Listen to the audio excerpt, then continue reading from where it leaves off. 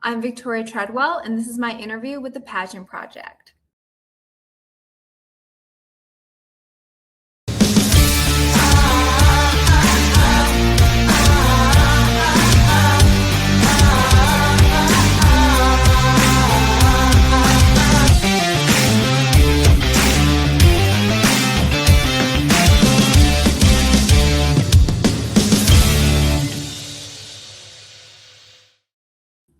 Hello, everyone. Welcome back to the Pageant Project. My next guest is Victoria Treadwell. Now, I'm very excited to chat with Victoria. I will say normally I'm excited, hopefully, to chat with my guests, but Victoria has a very interesting story, very deep story.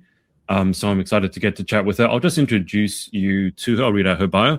So she's fresh off the Miss Connecticut USA stage. She's using pageantry as a platform for purpose. As an overdose survivor and advocate for mental health, substance abuse awareness, and personal growth, she is committed to sharing her story to inspire hope, resilience, and transformation. Through speaking openly about her journey, she works to break the stigma surrounding addiction and mental health, while also encouraging others to believe that their setbacks do not define their future. Passionate about empowering others to take charge of their lives, she uses pageantry as both a personal challenge and an outlet to create meaningful impact in her community and beyond. And you can follow her. You'll need to listen carefully, although the links will be below, on Instagram.com, victreed with 3 Ds at the end. I don't know why, but then also on TikTok, victreed with 3 Ds at the end. Victoria, welcome to the show. Why 3 Ds? I did this when I was younger, and I thought 3 Ds, Vic Tread, was really cool. Okay. And I just left it. These are things that we do when we think we're young and cool, and then we grow up to later. We're trendsetters, yes. Yeah. You just stepped off the Miss Connecticut USA stage, but honestly, I didn't connect with you because of the pageantry. It's because of your story. And I've shown you a few of the screenshots. When I said that I was going to interview you, I've had more than a few people say that you're amazing. And even now, like Megan has popped up. Megan Dems on Instagram has said, "Hi, Victoria, love you." I don't want to do the injustice of me talking about like trying to tell your story. Do you want to give people a brief introduction to your story? So, hi, everyone. I'm Victoria. I grew up on a small dairy farm in upstate New York. And I was this young girl looking for affirmation and looking to be a part of something. And unfortunately, I took the wrong path. And a kid who worked on our farm was a motocross racer. And he was a bad boy. And a lot of motocross racers, they get into accidents. And so they get a lot of surgeries. And he, unfortunately, was one of the statistics that fell addicted to pain medication. And I did not know any of this. I was a very naive girl. And then as years passed, his addiction to substance abuse kind of grew. And I thought we were bonding when I was 20 years old. And unfortunately, I let him introduce me to heroin. And unfortunately, it almost costed me my life. I overdosed and I was 20 years old. And because he was in and out of rehab, which is so sad as a young kid, he had Narcan available at his home. And that's what brought me to life. And that is why I'm here. I took many years to find my voice, but I found it, and I'm here to speak up, and I'm here to hopefully inspire and save a few lives, because we can't pretend that this doesn't exist in the world when it does. Yeah.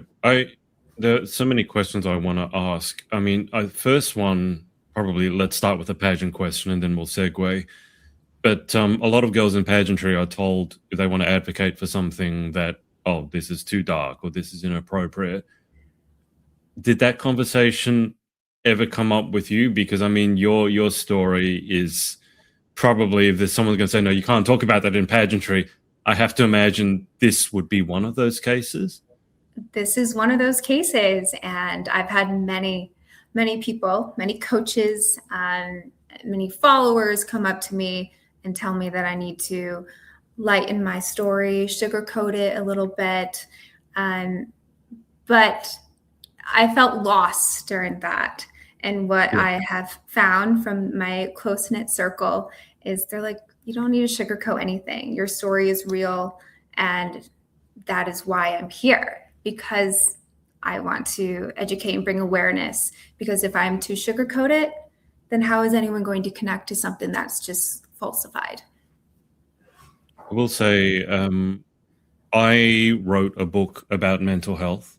I was suicidal twice, and I decided to write a book about my experience and also interviewed some women who'd been through similar experiences themselves. And I wrote the foreword to it. I wrote the introduction to it, and I said the very first sentence was, "It's a funny thing contemplating taking your own life." And I'm interested to know how free you are to talk about, how free do you feel when someone asks you something about your journey? Because for me, I don't hide it. I'm very happy to talk about it. And for me, it's not even that there's an element of shame anymore about it. It's just that I feel it's important for people to be aware that things happen, things can go wrong, and that just because it looks one way from the outside, you don't really know what that person has gone through. So I don't get uptight about talking about my journey anymore. I'm just curious, is it a similar sort of experience for yourself? It's very freeing.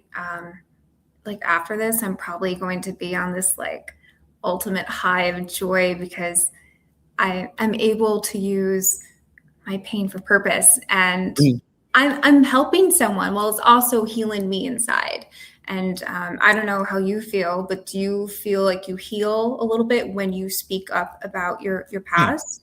Yeah. Well, I mean, it's a case of really if you can help someone avoid the same pain that you went through. And I think we use the words maybe lived experience a bit too much, but when you really have gone through something, you know nuances about the journey and maybe the road ahead that other people simply don't. And so, I mean, I'll get you to tell your side of it, but I know, for example, that when it comes when it comes to things like mental health, self-harm, and worse, the resounding thing you get is, "Oh, I had no idea. I never could have told." Like, "Oh, but you're so this, you're so that, right? You've achieved so much. Like, I never would have thought." And to me, I just feel like it's almost the other way around. It's like when you think someone is that high achieving, for me, it's almost that they're the most vulnerable to it because they feel so isolated and they feel so misunderstood and they feel completely alone.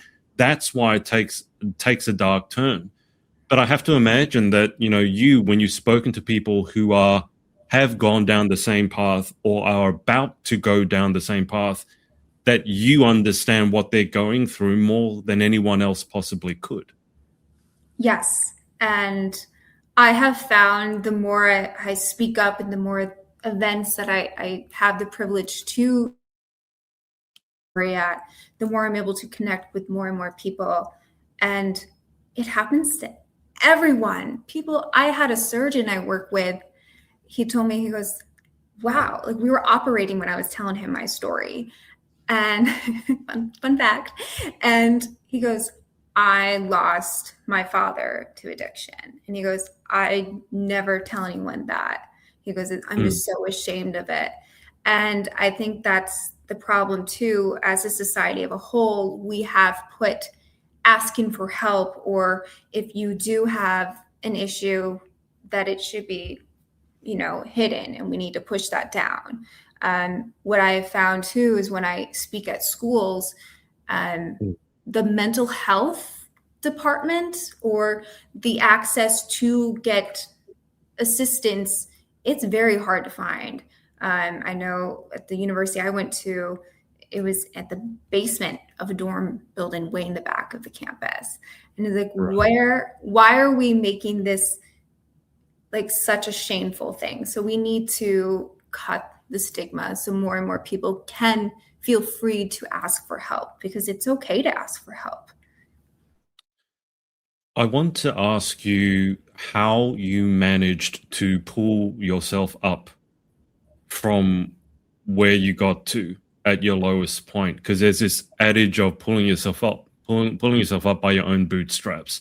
The whole idea that that's basically impossible, right? How are you going to pull yourself up by yourself? But I don't know all the intricacies of your story, so I'll get you to go into it. But my experience has been when you hit rock bottom, very literally, even if there are people around you who care for you and love you, you can still feel incredibly isolated. You feel like a failure. You feel embarrassed. You feel ashamed. You feel, oh my God, I should have known better. How could I have been so stupid? And there's just so much that you need to clear out of your own head and out of your own way before you can even think about moving forward. And you've moved forward, and I give you a huge amount of props for that, because that's not easy to do.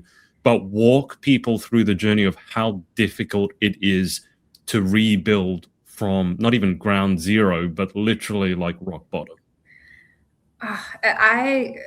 To give you like a descriptive feeling, I literally felt like I was in a hole, and it was just, I was surrounded by mud, and there was a ladder there, but I just couldn't reach it.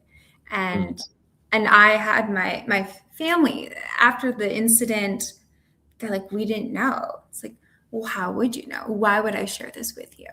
And so they were there, but they couldn't connect. And sometimes that's hard for family members and friends. They want to connect, so they're there, but they just don't know how. And honestly, when they just said, we're here for you, we love you, that made me feel okay. But poetry, that was one of my little sacred things that helped me kind of process what I was thinking deeply in here and feeling in here. And then I had to do outpatient rehab for 6 months. And that was one of the greatest things that helped me, because I was talking to a counselor who wanted to guide me in the right direction. And I did go to group therapy twice a week, and then slowly worked down to once a week. But being surrounded by similar people who had gone through something, that's why they were there. It was nice to have a sense of community. But also there is where I realized that there's so many who are content being in that revolving door, in that cycle. They're there because they're court ordered or whatever, and they're going to do what they have to do before they can get back out in the streets, and they're going to do it all over again. Meanwhile, I actually was in school to become a surgical technologist, and I remember I would come here with my big textbooks for group, and I'd be trying to do homework and listen to everyone's stories. And the ones who wanted to do better and get out were the ones who I was like, okay, they want to do better, I can do better, and let's do this. So I would say poetry, and then just talking to people who have gone through similar, I guess, issues or experiences. Rehab's great. Therapy's great. I don't know why, as a society, we tried to pretend it's not good or it's a waste of time and money, but we're human. We need to socialize, and socializing is sometimes a beautiful, beautiful thing. It is a bit weird that you tend not to get judged if you go to a doctor for a physical wound, and yet there still is this element of shame sometimes when you go to a therapist or a psychologist, that you don't want to disclose it because some people think, oh, that means she's crazy, or that means you should have been able to handle it yourself. When it comes to poetry, was it reading, writing your own, both? Reading a little bit, but writing. I love to write. I took actually a few creative writing courses in school, and I loved it. I actually wonder if I can find my poem. But I was going to say, have you ever thought about putting together a collection of your poems into a book? I have thought about it, and for a while I was like, no one's going to want to read my work, my pain. But pain can help other people, because what I have found and what I'm still finding is you have to share your story, because someone else could be going through the same thing. And that's the whole point of sharing, is to connect. So Yeah. yeah, maybe that's on the next of my works.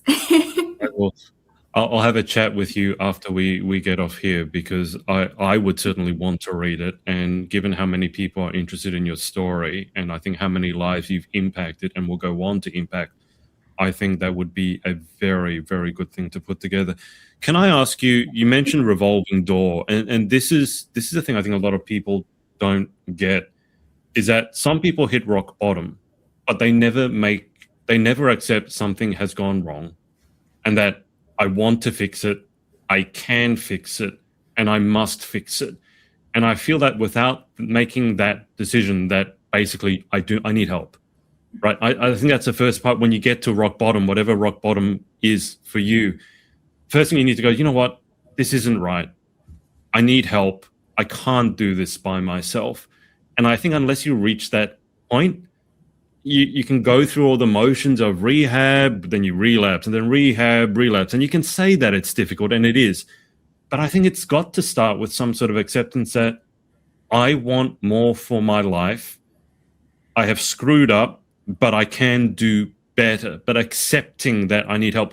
Was that part of your journey and what you witnessed in terms of revolving door, that some people just hadn't made that decision that I want better and that I need help? Yes, that was going to rehab opened my eyes to say, okay, if I stay on the same path that I'm on, that could be me. But if I keep my head down and realize that there's more to life than this, then I can change it. But, you know, you can lead a horse to water, you can't make them drink.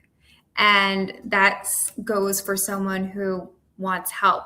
They have to want it. They have to feel they need it.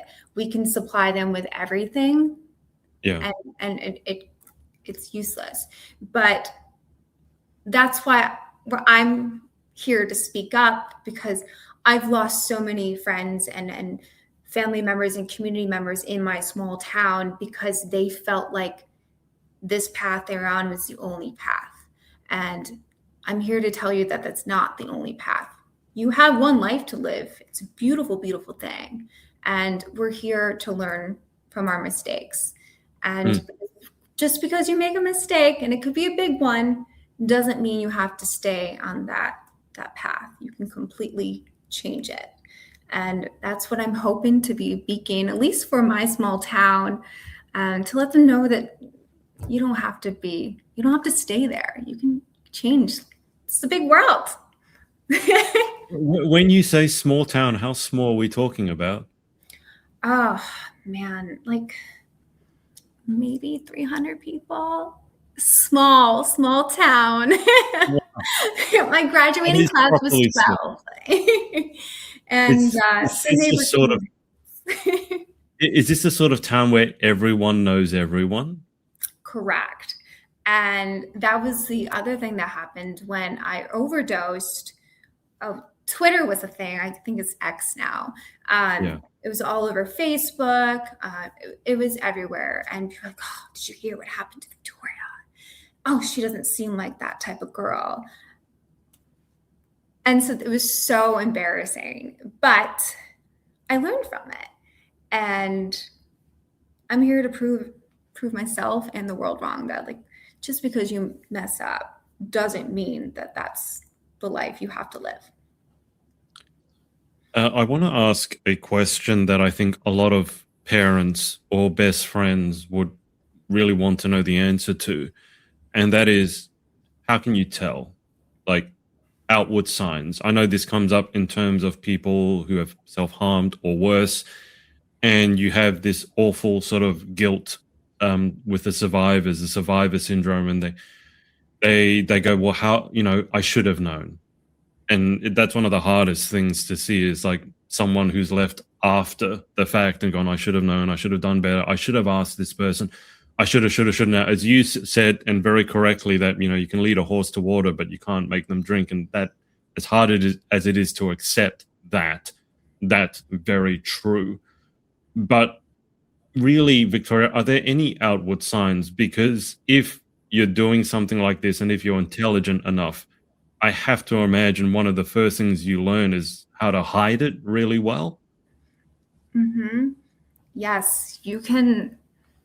Someone who's going through anything, whether it's substance abuse or mental health, they're going to hide it. They don't want you to know that they're suffering or they're struggling, because there's a sense of feeling like a burden, or a sense of feeling like they're not worthy enough to even ask for help. And so some signs for me was I was very distant. I was a young girl. I thought by partying and being with the wild crowd was going to make me feel a part of something and feel purposeful. So I was partying all the time. And I would hang out in my bedroom. I didn't want to talk to my parents. So parents, get involved. Speak up, get in there, knock on the door. Don't let them lock you out. Also, my parents were wonderful, but I wanted to break the rules. And so I think that as a parent, it's so hard to tame everything. You can control as much as you can, but teenagers are going to find a way. And I found a way. But I guess just say you're here for them. Let your loved one know that you're here if they need help, if they need to speak to someone. But look for the signs. Look for if they're not being social with you, if they're kind of isolating themselves. Wait, check for weight. Okay. Yeah. I'm trying to think what else. Bags under their eyes, people who aren't sleeping. You can see the signs. So just put these down and pay attention to your loved ones, and the signs are kind of there if you look for them.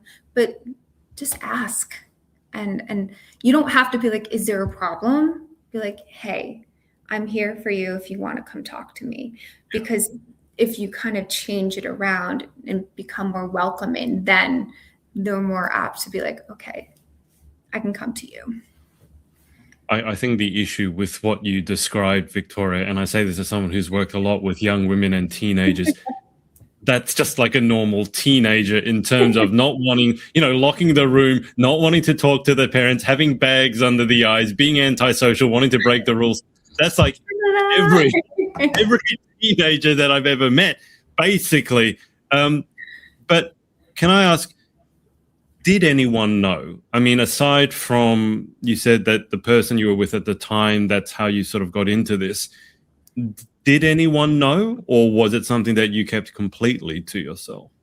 I had told like 2 of my close friends that I had tried heroin once, and their reaction was like, wow, obviously, like very right for them to have that reaction. Yeah.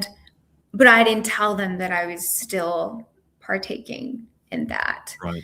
And so then when my overdose happened, it was a shock to everyone. And I was like high honor roll student in high school. I was athlete, did drama club, cheerleading, student council president. How could someone like that get herself? This is almost like Hollywood movie level of cliche in terms of going from the highest of the highs to the lowest of the lows. Can I ask you, if you think back on it then, when you told your friends, would you have wanted them at that point to tell your parents? Absolutely not. No.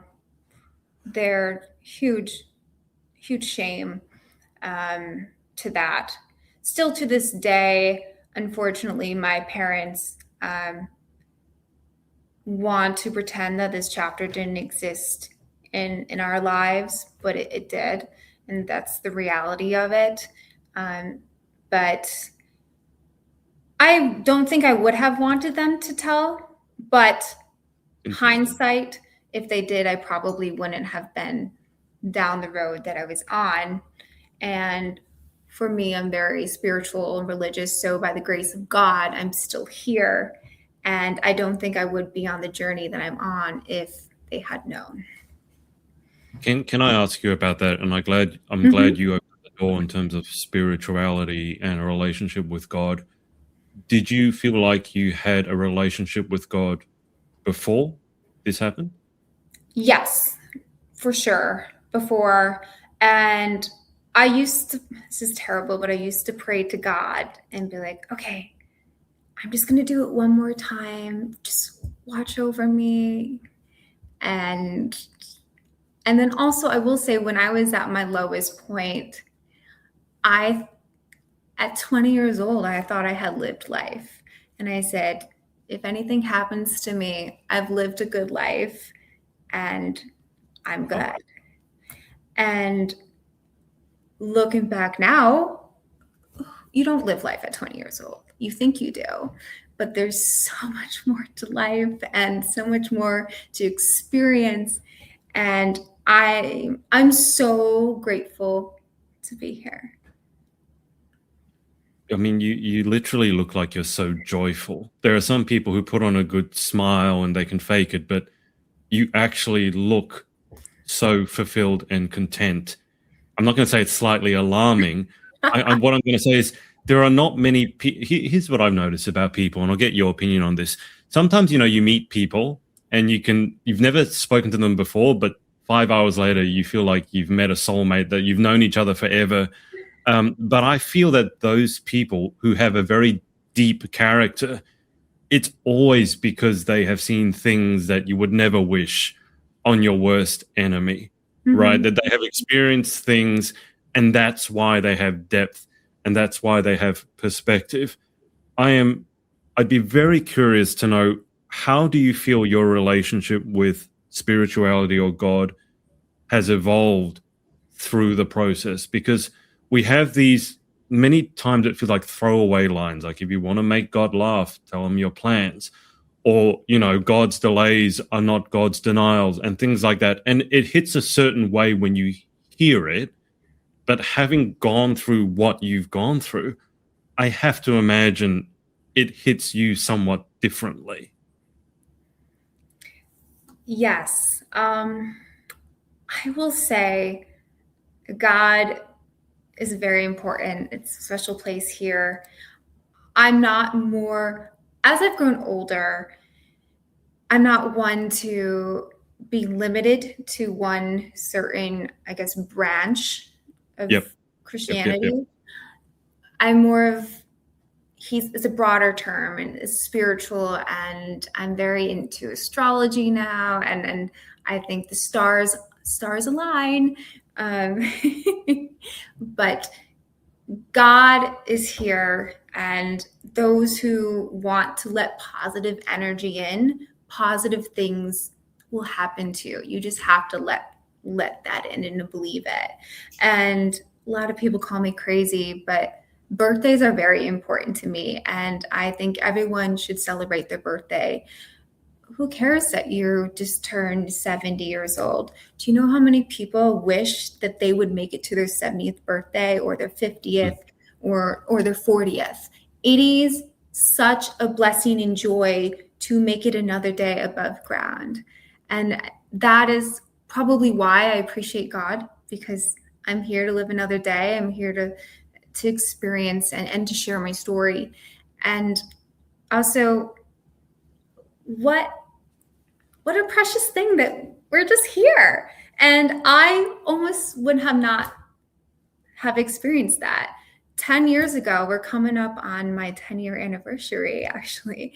I Wow. could be in the ground and not experience any of the things that I have gotten to do and meet the people I got to meet. And that is probably why I'm so happy. Like, do I have days that I'm low? Absolutely. But that's Mm. human.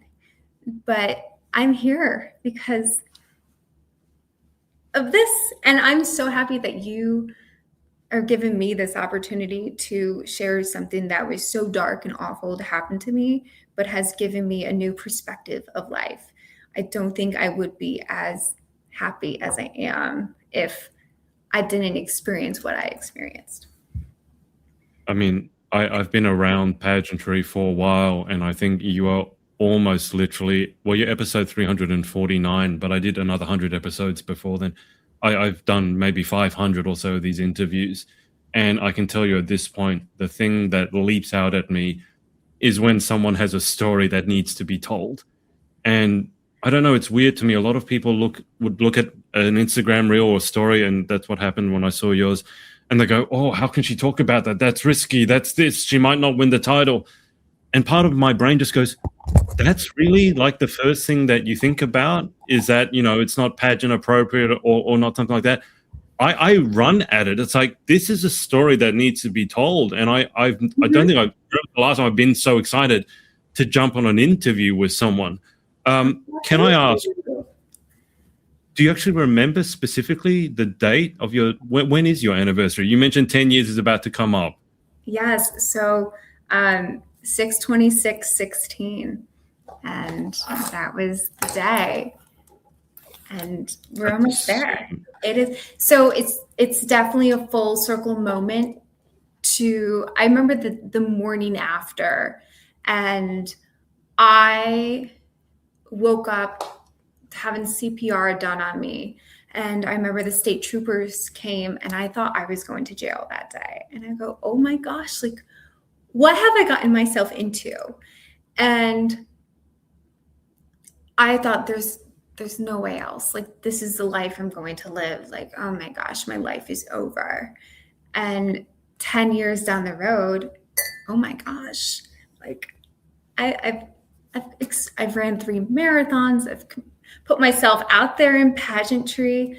I just graduated college with my bachelor's degree. I'm almost ready to hopefully apply to PA school. Like, things have happened, and I'm just so grateful of the journey that it took me on. It took me a few years to find my voice, for sure, especially working in healthcare. It's not something you bring up to be like, oh, by the way, this happened to me. But fun fact, but I've learned that it's okay to speak up about it. And I'm here to help people. And if someone is ashamed or embarrassed, that's okay. That's on them. You don't have to be ashamed and embarrassed. So I'm here to hopefully pave the way, and hopefully many will follow, and we'll end the stigma and save some lives. I'm going to switch to pageantry in a second, but I just need to catch up with some of these comments on Instagram. Guys, if you want to do me a favor and you tune in over on YouTube, I can actually bring your comments up on the screen. So I'm looking over here to look at the Instagram comments. So your story is meant to be shared so that others can find the strength to heal. We experience the pain so that we can share it, because our purpose is to help and uplift others through our journey. Marie also said, admirable, with a love heart, and proud of you, Queen. Eventually, now this is DC Wolfgang, eventually we all reach a moment of acceptance. It took me almost 7 years to realize what I went through was a part of my journey. That's powerful. You try to fix it yourself. You feel like you are the only one who can, until you hit below rock bottom. And that's the thing, isn't it? It's not just rock bottom. It's like you hit rock bottom, and then for some reason you begin to dig. Mm-hmm. Like you're literally in some ways digging your own grave, and for some reason you just can't stop yourself. No. That's what it's like. There's a lot of comments here. You sharing your story is setting the stage for someone right now. Thank you for being vulnerable and honest. And then love you, brave girl. There's a lot of comments. I won't read them all now, otherwise we'll get off track. But thank you for commenting. Again, if you want to comment on Facebook or YouTube, I can actually bring them up. Victoria, how did you get involved in pageants? Were you just bored one day and you went, oh, this looks like fun? Like, what happened? Kind of. So I actually saw the Instagram ad and for Miss New York USA, and it said, this could be you could be, the next one. And I was like, okay, whatever. It's not me. Like, I'm a farm girl. We don't compete in pageants. But then I kept seeing this ad and I was like, okay, it's destiny. The universe wants me to do this. And I applied and I didn't tell a soul. And because I was like, there's no way I'm going to get in. And then I got in and then I was like, oh shoot, I'm competing. Like, what do I do?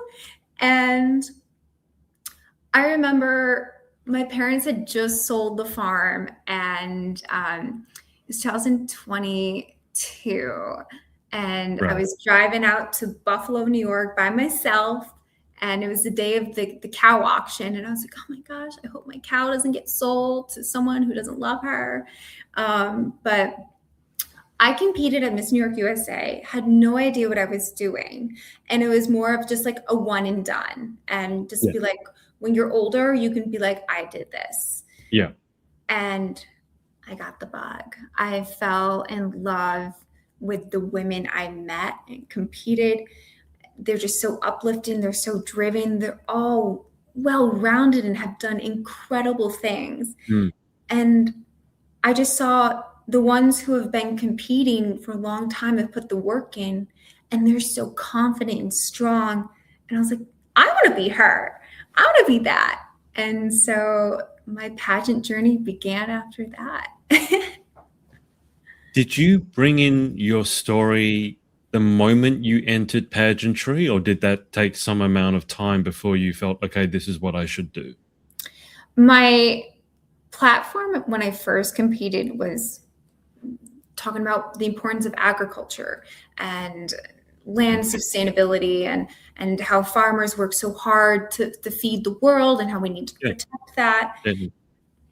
But then people are like, no, girl, you have a story, like get out there. And that is when I started sharing my story, and I competed for Miss New York for America Strong. And that system collaborates with Victoria's Voice. And I was like, oh, Victoria, Voice. Yep.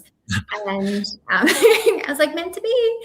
And that is where I really began to grow and find my story. And I would say year 2022 to 2023 is when I really started sharing and using my voice. And as every time I started to share, I improved and here started to heal. And it was great. What you were advocating for before in terms of farmers is also incredibly important. I have someone over here in Australia who advocates for the mental health of farmers, because very often they're left out to rot by, everyone takes their piece, the supermarkets, the government, and everyone wants prices to go down, down, down. And then very often these farmers are left having to tend the fields by themselves, having to put down their own animals because there's a drought or because there's a flood or there's both, right after one another. So I'm not going to dismiss that at all. It certainly is important. But when you decided that you were going to switch, tell me about the first time you told your story, at least in a pageant setting publicly, because I can't imagine that went like, just another day in the office. That must have been somewhat like butterflies in stomach. Yes. And I was still finding my voice at the time. So I was definitely a little more emotional and timid. I was definitely quieter when I spoke about it.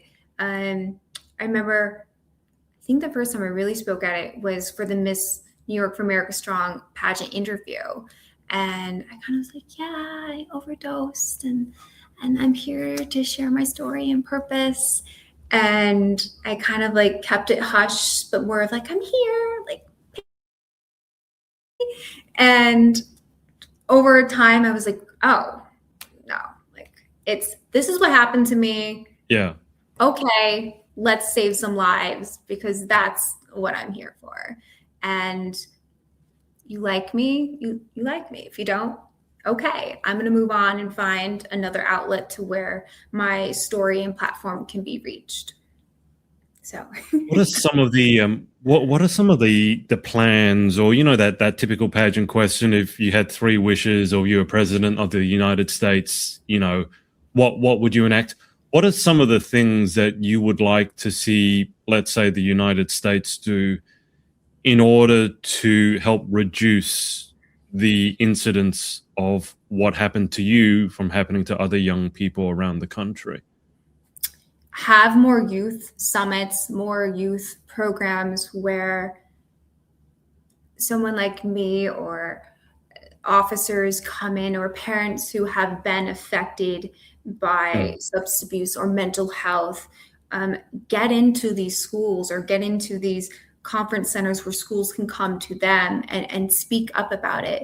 Also, let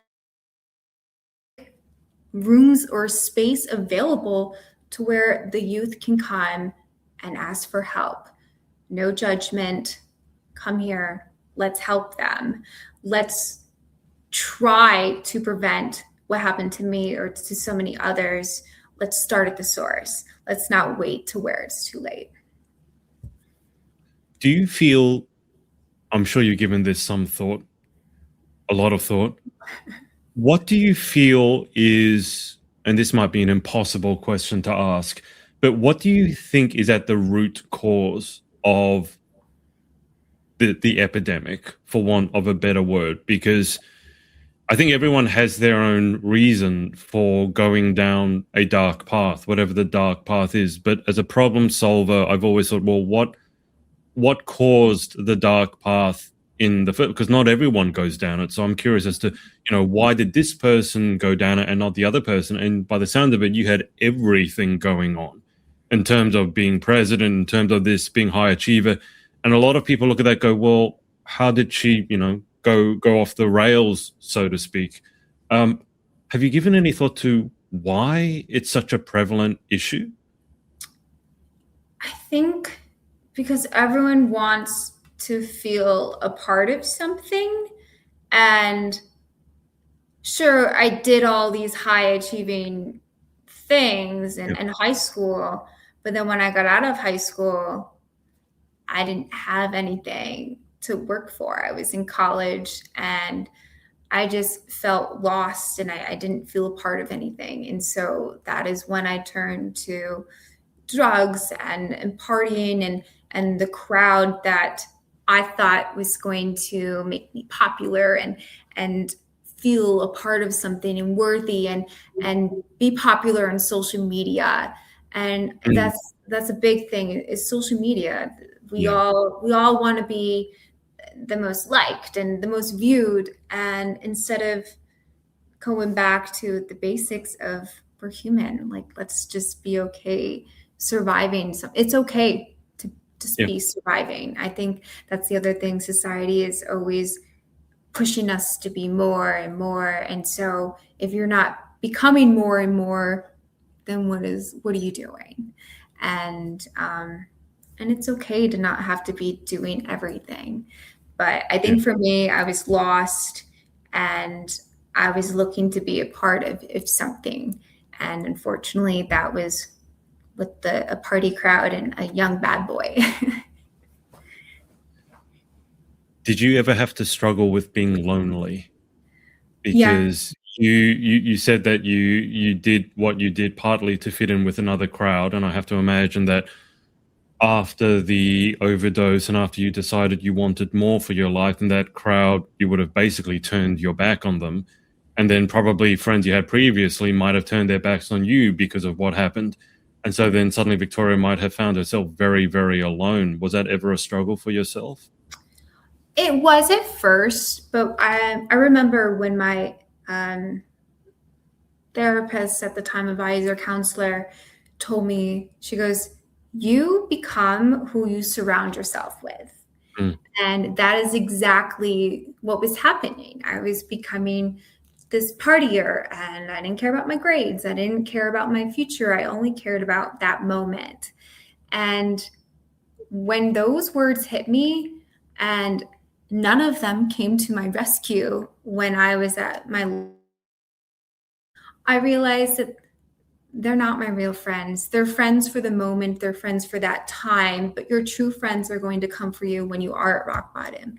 One of my girlfriends who I hadn't heard from in years, she drove 3 hours to come see me when my overdose happened. And that is when I realized those are the true friends. They may not be in my everyday life, but they're here for me through thick and thin.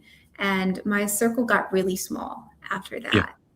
And it stayed small, and that's completely okay. It has grown over the years now, but I had like just two best friends, and they've been with me through everything, and I'm so grateful for that. But it's very true. Who you surround yourself with is who you become. And in the moment of time, if there's a young girl watching this, it may feel like their world is ending by letting these people go, your so-called friends, but you can. It's going to be okay. I promise you.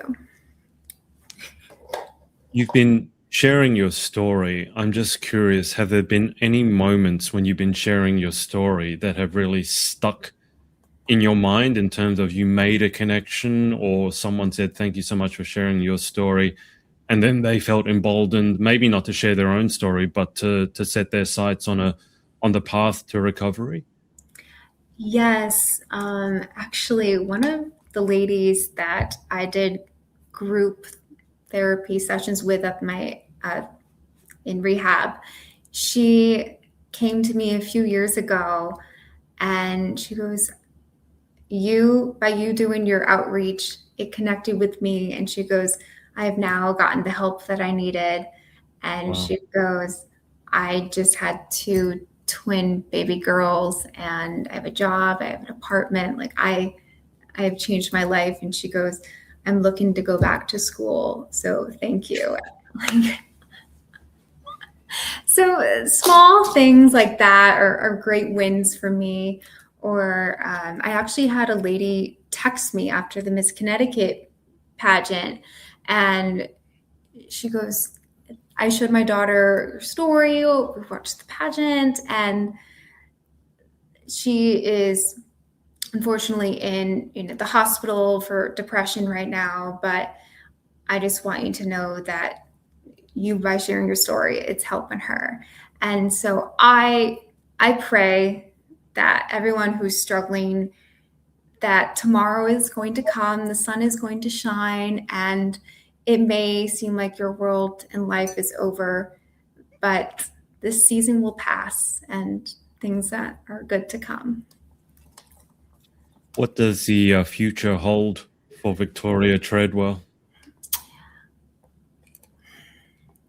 Continuing to share my story. I'm terrible with social media, so I'm hoping to really build my brand on social media and just start sharing what has happened to me in my journey, and hopefully connect with more individuals and others who want to hear and want help. And maybe another pageant. I feel like I have the bug still, so we'll see what happens. So I don't know what one yet, but Okay. the year is still young. That was a very unsubtle wink that you just I don't know yet. We'll see what happens. Now my light's working now. Oh, yeah, I saw that went out. I was wondering what you were fiddling with. It doesn't matter. We're not here for the lights. I mean, you look amazing whichever way you tell me, because obviously we've discussed some very serious, some very heavy, some very personal and impactful issues. When you're away from sharing your story, you're away from work, and like if you're in surgery, that's not exactly a light job, is it? Right? I mean, you have people on the table, and I come from a family of doctors. I don't know how doctors can be so mentally and emotionally resilient, because there aren't many other professions where you have to deal with life and death on a daily basis, and no one goes to a doctor because they're in good health. What do you do just to cut loose and have fun? I listen to music. I go to Pilates, love it.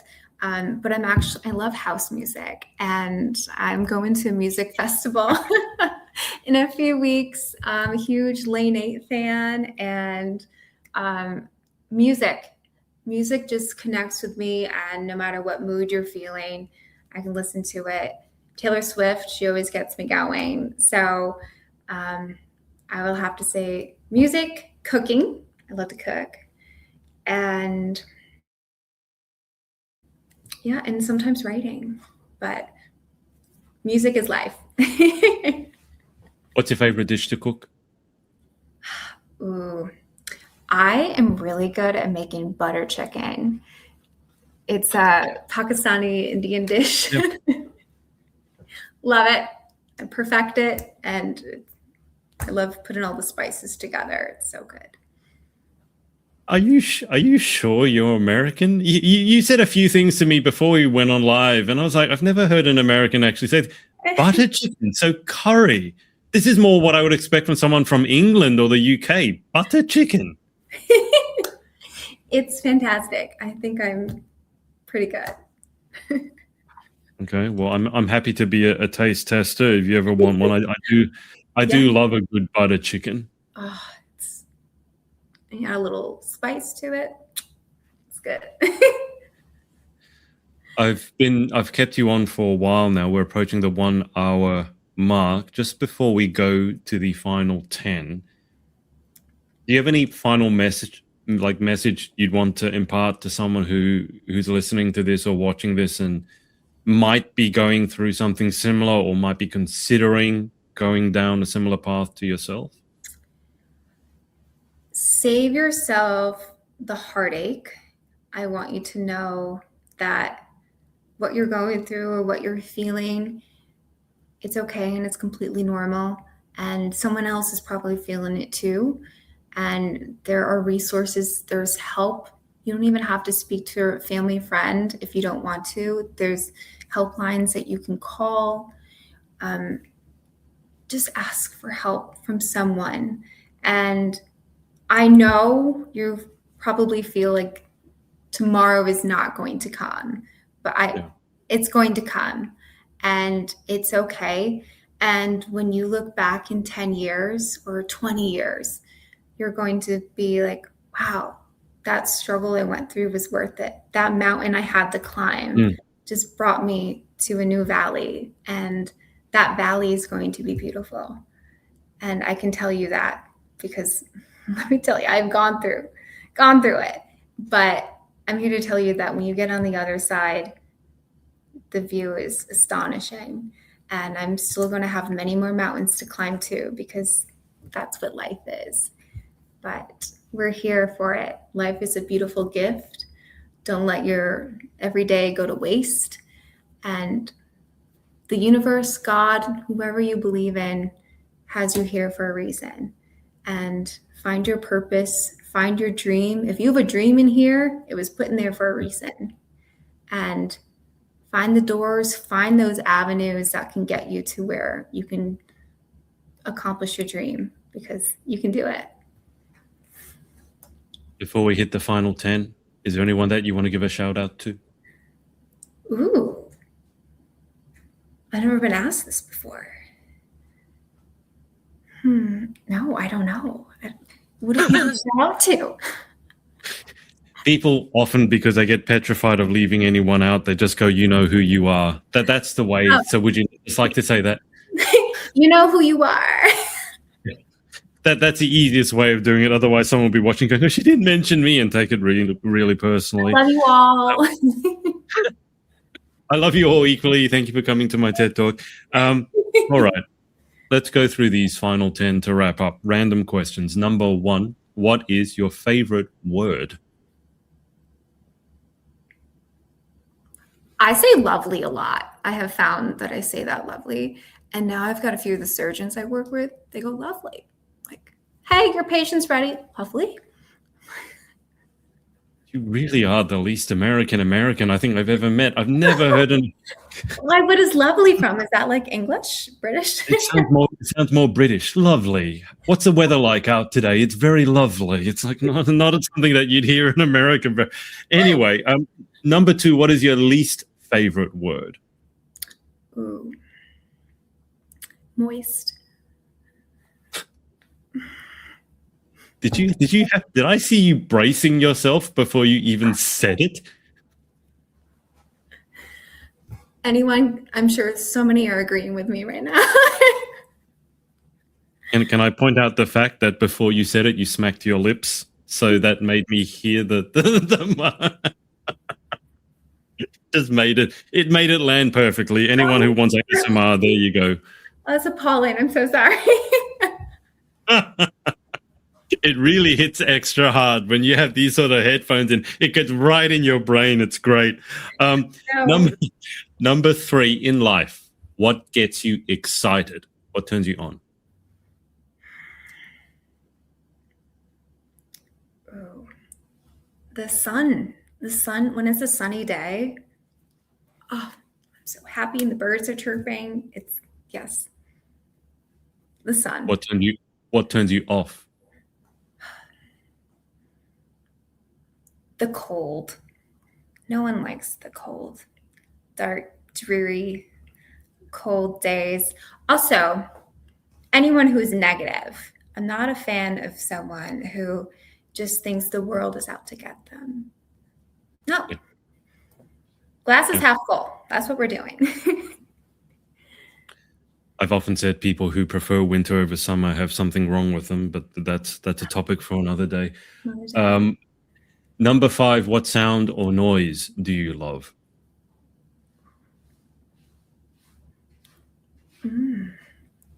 The sound of a airplane, like a jet coming over the sky. So anyone who flies airplanes, you tend to always look up to see what kind of plane it is. And so anytime, no matter where I am, I'm like, where is the plane? So have you flown before? Mm-hmm. Flown a plane yourself? I've co-piloted, yes. Scared. That's something that all of us have in common then. I didn't know that you've flown a plane. I love flying planes. It's the first time I flew in a plane, it was a weirdest story. Someone got me the experience as a gift.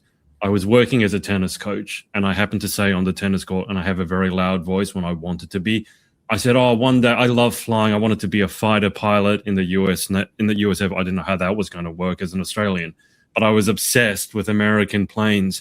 This gardener heard me say that, and afterward he came onto the court and said, I heard your light goes out again. I heard you love flying, and I said yes. And he said, I got you a gift. Like, okay, I got you a flying lesson with my friend, and like. That was like one of the nicest things that anyone has ever done for me. But here's the thing, Victoria. His friend wasn't really like a qualified flight instructor. He was this slightly crazy man in the best way who owned a former Soviet fighter trainer. It's not, I don't know what your plane was, but it wasn't one of those polite ones with a tiny, tiny little propeller. This was a thing that was basically a rackety like seat on a giant engine. And so we go up and he's got dual controls and he says to me, so I heard you like flying. Like, yes. So you know what you're doing? Or I've seen it done before. All right, flip us over and do a barrel roll. I was like, so next thing I know, we're upside down and I'm strapped in by a really tatty seatbelt. The air is coming in through the cockpit because the cockpit is not sealed. So when I say that I love flying, maybe I hope your first experience wasn't quite as traumatizing as mine, but it's a feeling like no other. There's something very freeing when you are flying. I have done formation flying once. I wasn't like, I was just in the back seat. But still. Oh, awful. All of a sudden we're upside down. We're like, the G's are insane. And I was meant to be on the ground for that situation. Don't fly too close to God. All right. So that's what your favorite sound is. What sound or noise do you hate?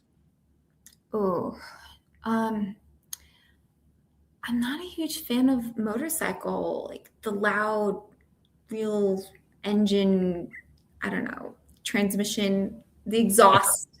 They're so loud. I'm like, I get they have to be loud for safety, but sometimes they're just obnoxious. Didn't you say your bad boy was in motocross? He was, yeah. He was. I know. Probably PTSD. All right. Gina Salazar has said, love you, brave girl. Oh, thank you. Sorry about my light, guys. It's, technical issues. You can just turn it on and hold it next to your face if you want. It's all good. Number 7. If you hold it over your head like a halo. If you could have any one superpower, what would you pick and why?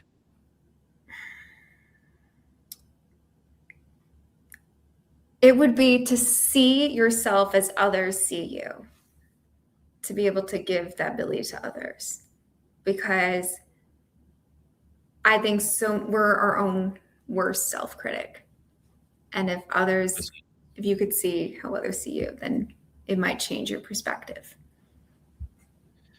If you could attempt any job other than your own, what would you like to attempt?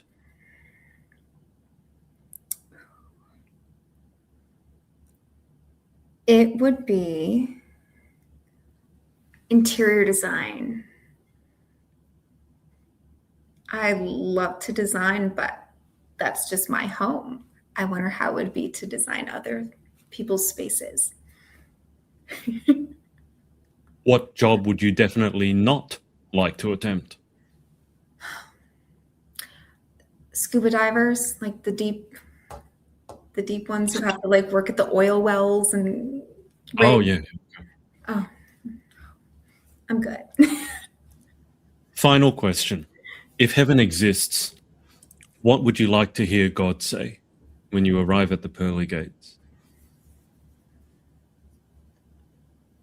You did it. Mission completed. Well, Victoria, that's it. We got it done. Thank you so much for coming on and sharing your story. Thank you for having me. This was wonderful. And to thank everyone who tuned in live or on the replay. And Victoria, I'll keep you on the line for just a sec whilst I hang up. But thanks everyone for watching, and we will speak to you next time. Bye for now. Hey, thanks so much for watching. If you're a competitive pageant girl and you're after some high performance pageant coaching, make sure to come and check us out at thepageantproject.com, where you can start your journey for free. In the meantime, follow us on all our socials at The Pageant Project. Speak to you next time.